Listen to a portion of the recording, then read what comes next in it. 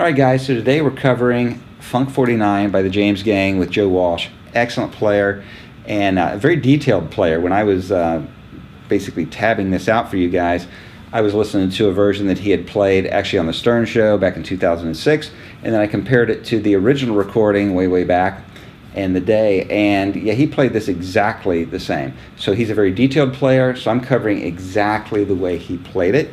I covered it in the first video pretty well, but it was a little fast. So I'm going to go over it in more detail, a little slower for you guys. And you guys remember, you can set loop points, slow it down, go over it as many times as you need to, and cover it at your speed. So the first part of the riff, the first measure, and definitely have the tab sheet in front of you. So print that if you don't have it, and we'll get started. All right, so the first measure is going to bend that 7th fret on the 3rd string. We're going to bend it a full step. And then we're going to strike the first 2 strings just with a muted sound. I do that by just touching the strings and hitting them with the pick. So it's, and he hits it pretty hard. Then we play the 8th fret on the 2nd string. And I do that pre-bend on the 7th fret 3rd string. That means bend it a full step and then release it. So it's, strange thing here, we're going to play that 5th fret on the 3rd string and bend it a half step. Yes, you're going to feel it on your fingertip, because we usually don't, unless you're BB King, you really don't bend too much with just your index finger, but in this case we're doing it. So then he really stops it right there. So it's, now we're going to get into the tricky part.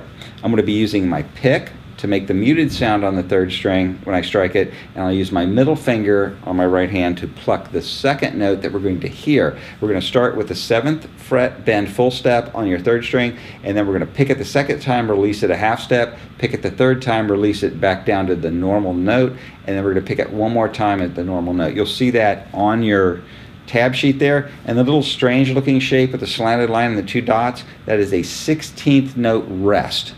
Usually don't see that in tablature. I'm just letting you know there's just a slight bit of silence in there. So we're going to go like this.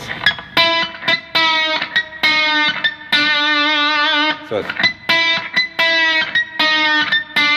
you can hear that note being released. So I'm not just releasing it and picking the note, I'm actually picking the note where it was and then letting it drop down. So you're hearing these notes dropping down.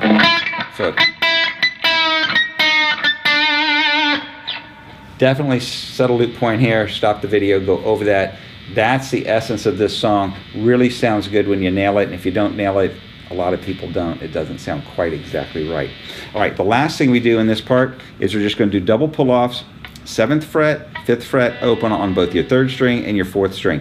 Now in the video you'll watch him, I encourage you to watch him play on the Stern Show, because they really zoom in on his guitar, and you'll see how aggressively he's doing these bends. He's really going after them. So he's not doing them, he's actually just nailing them. All right, so the whole first part again, slow.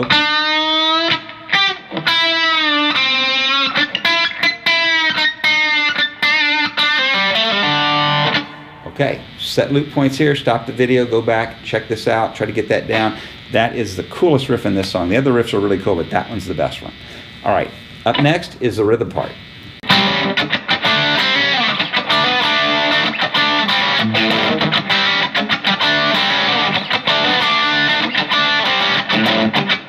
All right, a lot of detail there, so let's start with that. What that is, that's scratching. I'm just touching the guitar strings. I'm not pushing them down, but I'm smacking them with the pick as if I'm holding a chord. And you get that kind of a sound.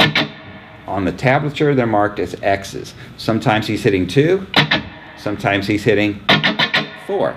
So maybe you want to practice that a little bit before you get into this, either or. It's key to this section of the song. All right, so the first thing I'm going to do, I'm going to hold down the 3rd string 5th fret. I'm muting the 4th string with my fingertip. If you want to hold the 4th string 5th fret, you can as well, because we do that in this part as well. So either one. These details, as long as you're hitting it with the right feel and getting 90% of what's written, it's going to sound really good. So middle 2 strings 5th fret, we'll be using the open 5th string, and I'm going to do a strike on the 3rd through 5th strings, and then hammer on from the 5th fret to the 6th fret on the 3rd string. So you get that. As soon as I do that, I get kind of an upstroke on the mute. So it's a ba-da, ba-ba. It's almost like a drum rhythm, really. So listen closely to that in the video. and then we play the 7th fret on the middle 2 strings, and then back to the 5th fret. So it's and kind of slide off of that. So then now we move up 2 frets, so we're barring the 7th fret on the 2nd, 3rd, and 4th strings. I'm going to strike that and then drop down to the 8th fret on the 2nd string and 9th fret on the 4th string using my middle finger and my ring finger. So you go, start at the beginning. So I come right back off of it and strike the 7s again at the beginning of the 4th measure. This is really a really popular 70s move. We do that chord change a lot, so make sure you remember that. You might want to stop the video here and practice that.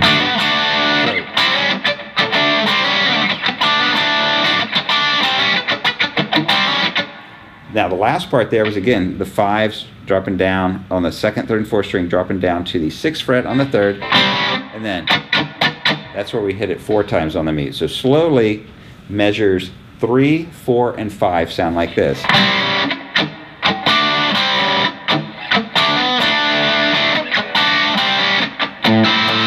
At the end of 4, it's... Now I'm taking my thumb over the top to hit that 5th fret, and then the 6th fret. And it's very quick, so it's...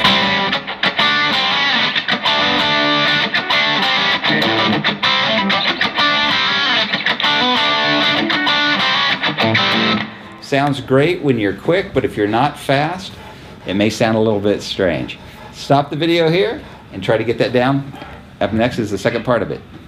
Okay guys, so we're still in the rhythm section here. I'm starting with measure 5.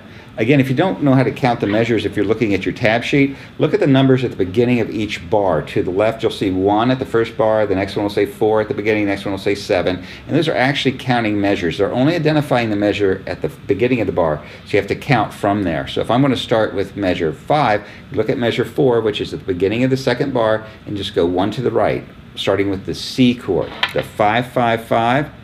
At the 2nd through 4th strings, and this riff really sounds about the same every time. It's a little bit different, but now they're adding more, and he's doing that because he's singing the song, so it kind of just gives him more of a background. So I'm going to play through this and show you the details. It's pretty much like what I showed you in the last section, but let's listen to it.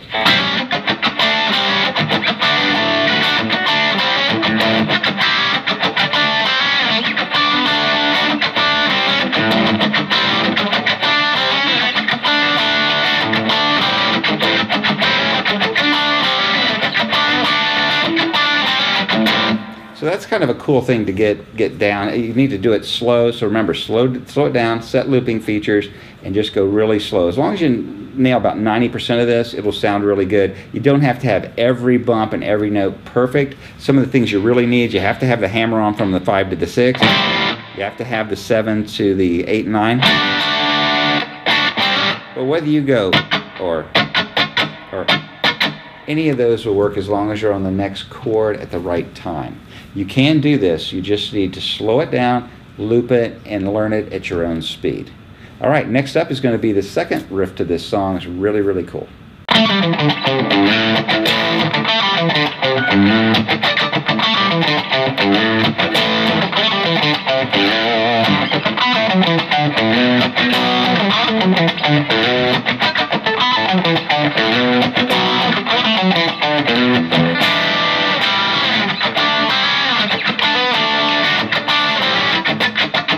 Alright guys, so this part of the song is actually straight from a pentatonic. We're going to do the A pentatonic, then we're going to do the B pentatonic, and then just smacking an A5 chord or a B5 chord.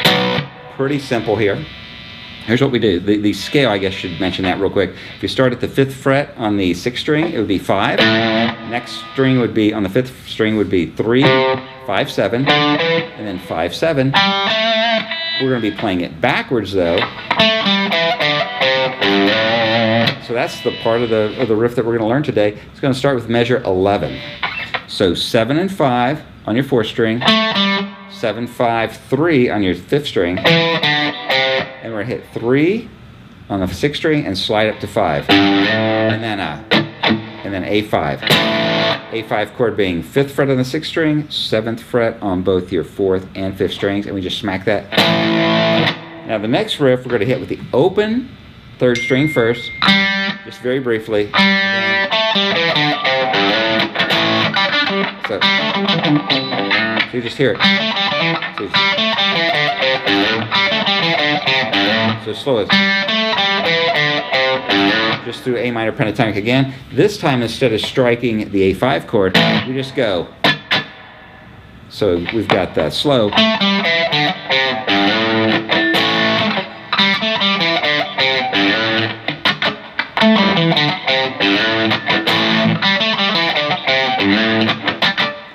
And again, you just use that open 3rd string every other time. So look at your tab sheet, playing that. That's basically playing through A. We're going to do twice through that. And then we're going to go up a whole step, which will be playing the same riff in B, like this.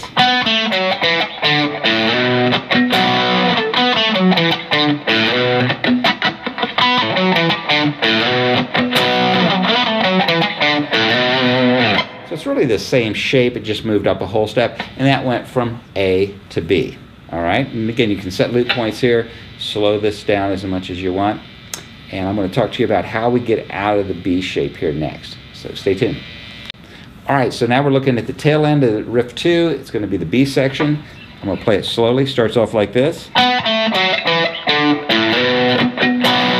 That's playing a B5, just like the A5, 2 frets higher. Then we play through it again. No open 3rd string this time. Then we go. 4 of those. You see that that's recurring. It does that sometimes. And then we go back to the B. Now the end of this is really cool. It goes. That chord that I'm grabbing, the Purple Haze chord, it's an E7 add sharp 9 chord. It will be the 7th fret with your ring finger on the 3rd string, 7th fret with the 5th string with the middle finger, index finger is playing the 6th fret of the 4th string, and little finger catches the 8th fret on the 2nd string. That's a handful. An easy way to think about it, if you know a regular D7 chord, which would be 2nd fret on the 1st, 2nd fret on the 3rd, and 1st fret on the 2nd strings, with your middle finger, index finger, and ring finger, if you just take that shape that you may already know and drop it down here on different strings at the 7th and 6th frets, you've got 75% of the chord. And then you just add the little finger on top of it. If you don't know this chord, practice playing it, coming off of it, grabbing it on and off, so you can just grab it anytime you want, because you don't have much time to grab it here. At the end, it's... just fall right into it. So I mean, you've got to be right on top of it. But then you can sustain it. Right after that, back into the first riff.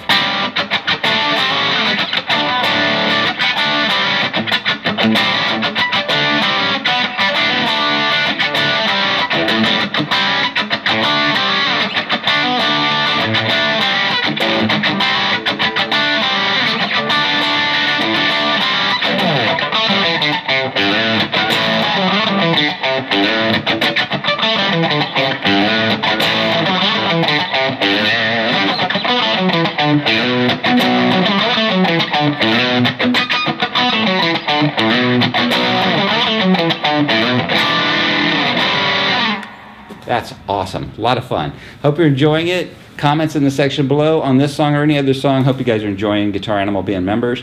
And let us know what you think. We'd love to hear from you. I'm Trent. I'll see you next time.